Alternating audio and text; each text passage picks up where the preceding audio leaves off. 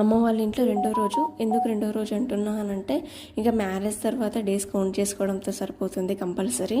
ఇంకా అమ్మ ఏ వర్క్ చేసినా ఆల్మోస్ట్ అయితే నేను పక్కకే ఉంటాను. అమ్మతో స్పెండ్ చేయడానికైతే నేను చూస్తాను. ఇంకా ఇప్పుడైతే ఆషాఢ మాసం, అమ్మ కొన్ని శారీస్ తీసుకుంది, నేను కొన్ని శారీస్ అయితే నేను తీసుకెళ్ళాను.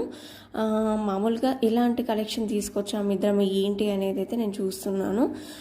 శారీస్ ఎలా ఉన్నాయి, శారీస్ క్లాత్ ఎలా ఉంది, మోడల్స్ ఎలా ఉన్నాయి అనేసి అయితే ఇద్దరం అయితే చూస్తున్నాము.